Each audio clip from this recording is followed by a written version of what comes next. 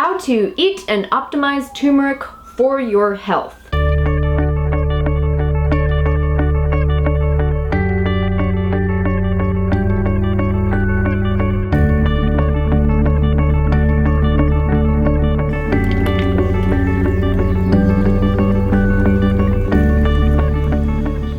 Hello and welcome! Thank you so much for tuning in. I have to say I'm genuinely happy to be filming today. As you may or may not know, I am a big fan of turmeric as part of my daily diet. I started purposefully eating turmeric regularly in January of 2016 for its anti-inflammatory and DNA protective properties. I was inspired by Dr. Greger's book, How Not to Die, to include turmeric in my daily diet. In this video, I'm going to share with you some of my best tips for naturally optimizing absorption of the active ingredients in turmeric and how to easily and deliciously incorporate daily turmeric use into your routine. So, let's start with some basic education. Turmeric is a rhizome, which is technically speaking an underground stem. Turmeric is also in the same botanical family as ginger root. But turmeric receives its bright yellow, orangey color primarily and most famously from curcumin, though a myriad of other compounds are involved in turmeric's color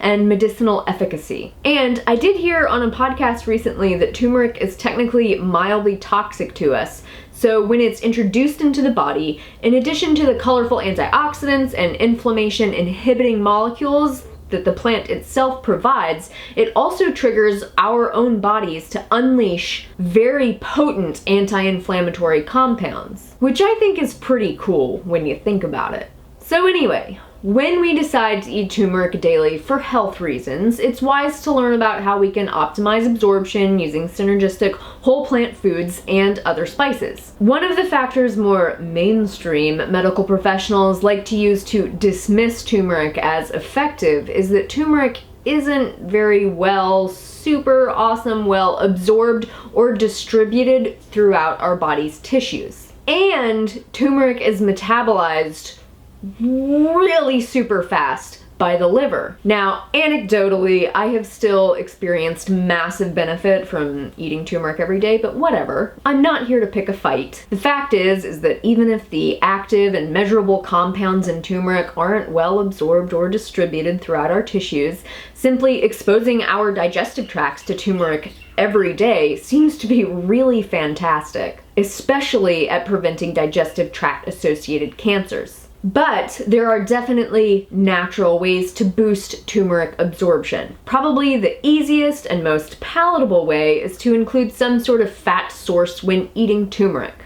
The beneficial compounds in turmeric, like curcumin, are more fat-soluble than water-soluble, so to aid absorption, include a source of fat. And when fat is eaten with turmeric, the curcumin can actually be absorbed directly into the lymphatic system, which actually circumvents that pesky detoxification organ, the liver, which is so fantastic at quickly eliminating turmeric compounds from the body. It's called the first pass phenomenon. Don't worry, liver, we still love you. Now, as you hear this recommendation, please keep in mind that fresh turmeric and turmeric powders do contain small amounts of natural oils, all by themselves. And those natural oils, all by themselves, boost curcumin absorption. So it is definitely not necessary to mix your turmeric in some kind of refined oil, like olive oil or coconut oil, for it to be absorbed.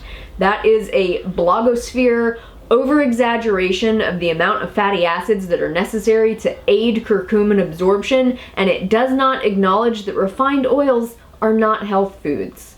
Ever. It's just like a misunderstanding compounding another misunderstanding.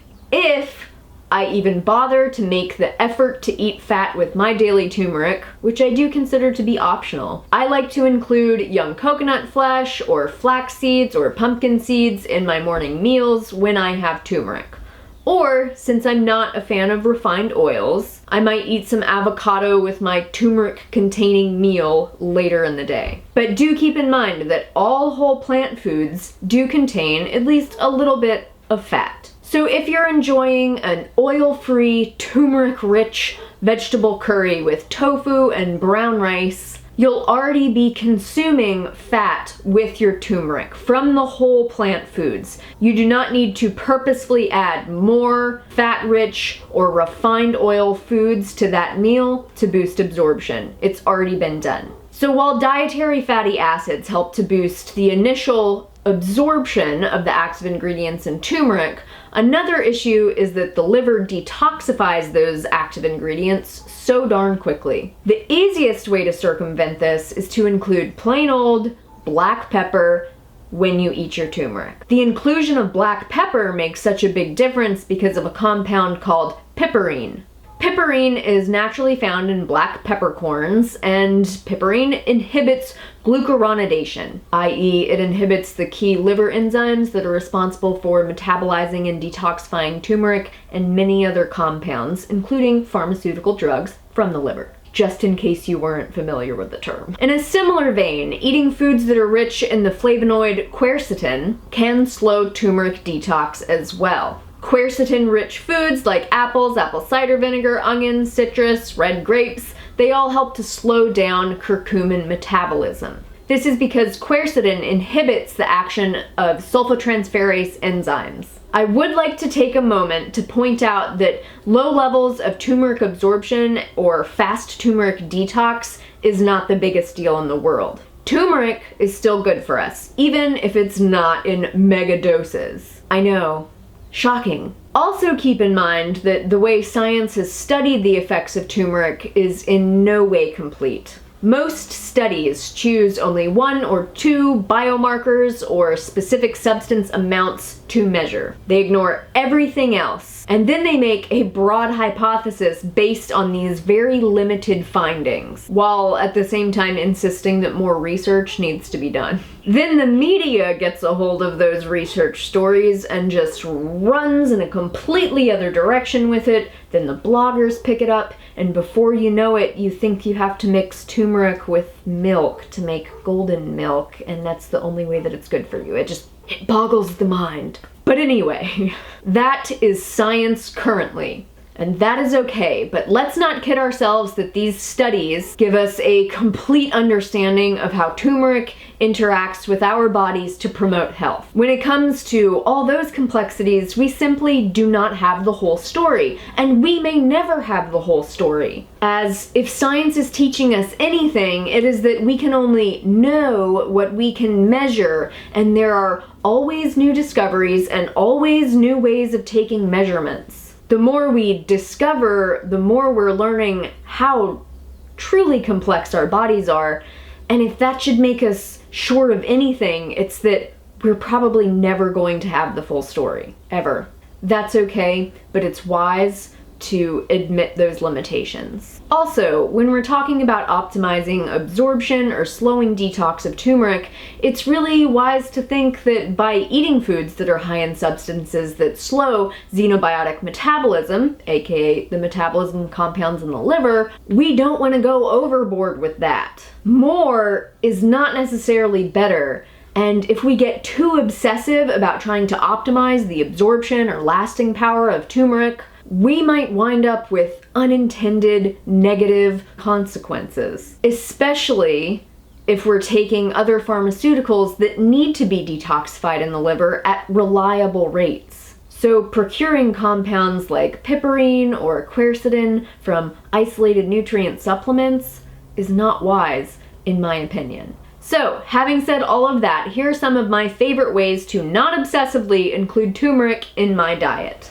Powdered turmeric is the most widely available option. It has been cooked, dried, and ground, but this process doesn't affect its potency in any significant way. I love to include powdered turmeric in the food that I eat. Perhaps obviously, many curries are rich in turmeric and are a great way to enjoy this spice, but eating a veggie curry every day isn't necessarily practical or palatable to all of us, so I like to sneak my turmeric into my food in other ways. One of my favorites is to make spiced rice, or some other whole grain where I simply add in spices like a tablespoon or 2 of turmeric into 3 to 4 cups of rice, along with some black pepper, cumin, smoked paprika, whatever other spices I'm in the mood for at the time. It makes your grains a little bit more exciting and a little extra healthy. At serving, I can add in some sesame seeds sprinkled on top or fresh avocado, which will help to provide some dietary fat in addition to the fats that are naturally found in the spices and the grains. And all of those will work synergistically to improve the absorption of the active ingredients of the turmeric.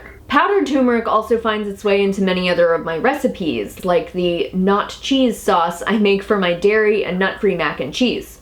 I also enjoy making my own mustard using mustard seeds, turmeric, salt, and apple cider vinegar. If you don't plan to cook with turmeric for the day, you can very easily make a simple tea by adding turmeric powder to plain old hot water and or whatever type of tea is your favorite. I don't make any promises about the palatability of this tea, but I know I can almost enjoy a mixture of green tea and licorice tea with turmeric powder added in. While this method obviously doesn't provide the dietary fat that will aid absorption, if you have an iron stomach, you can add in some black pepper. But this is one of those situations where I really have to ask, is it healthier to optimize the absorption of something and hate it, or is it healthier to just enjoy the stuff?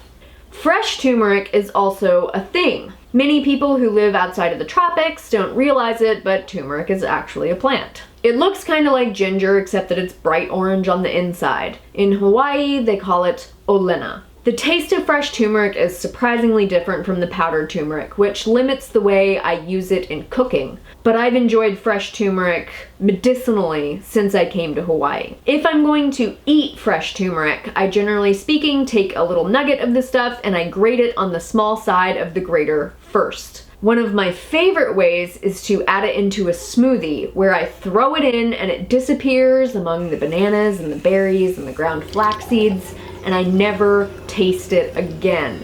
Sometimes I'll put it in with one of my bowls of banana cereal where I also have berries, young coconut, flax seeds, or pumpkin seeds, and while the taste of the turmeric is apparent, it's really not that bad. Another way I love to use the grated fresh turmeric is mixing it in with papaya or sweet potatoes, which are two ways to eat it that manages the unpleasant taste issues.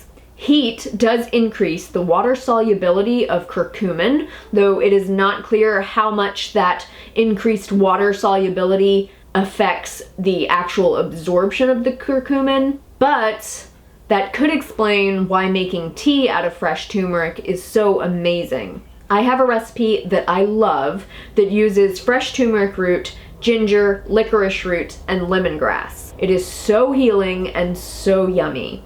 I have used this for everything, from colds to sprained ankles to having my wisdom teeth yanked out. It works miracles when it comes to inflammation, and it is so delicious. I usually just put all of those ingredients into a pot, boil it, allow it to cool, boil it again, and then drink it hot, warm, or cold. I like to make a ton of it at a time and just keep it in the fridge so I can pour myself a glass whenever I want. One issue that some people bring up is that turmeric stains and that they don't want to have to deal with it every day. I hear you. This is especially a problem with fresh turmeric, and one way I like to circumvent that is to buy 1 or 2 pounds at a time, which I get from local organic farms or I grow it in my yard.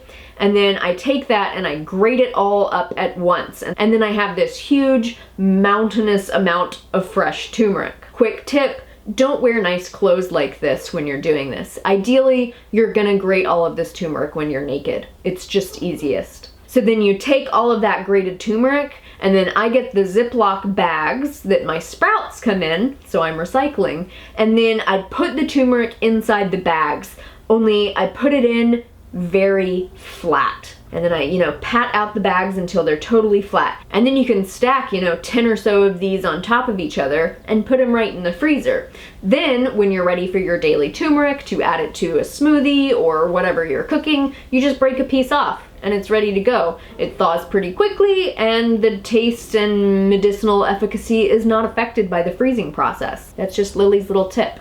So those are some great ways to include turmeric in your daily diet. You might have noticed that I am specifically saying that I eat turmeric and I include turmeric in my diet. I'm not saying that I take turmeric or that I supplement with turmeric, because I do want to make one short note on turmeric and or curcumin supplements. Research has shown that these supplements are not any more effective than simply eating turmeric as a spice, as a tea, or fresh. In fact, studies have suggested that exceptionally high doses of isolated curcumin, as found in supplements, could actually trigger DNA damage. Additionally, for being so damn expensive and widely used, supplements are not very well regulated in the United States, so it is hard to know what is actually in these pills you're buying, or if they could possibly contain contaminants like heavy metals. You never really know, regardless of what it says on the side of the bottle. And I want to end on this point. Eating turmeric regularly doesn't need to become a source of stress in your life. Eat or use turmeric when you want to. If you miss some days, don't worry about it. It may even be better to skip some days, because if experience has taught me anything, it's that very, very few things, especially potent things, are good for us every single day, day in and day out, without any breaks. So eat turmeric when you remember to. Eat turmeric when it sounds like an appealing part of your meal or addition to your tea. Reaping joy from your diet is so much more important than achieving some kind of poor understanding of dietary perfection. Perfect daily turmeric supplementation is not going to have miraculous benefits. Including it in your diet regularly or semi-regularly and not stressing out about it actually will. Alright, lovelies, I hope this video has been helpful and given you some ideas for incorporating turmeric into your regular whole plant food diet. Please leave questions and comments down below, and do not forget to subscribe for more informative and inspirational videos on nutrition, lifestyle, and of course, a healthy smattering of vlogs and nutritious recipes. Until next time, make better choices for yourself. No one else will do it for you, and take really, really good care. I will see you soon.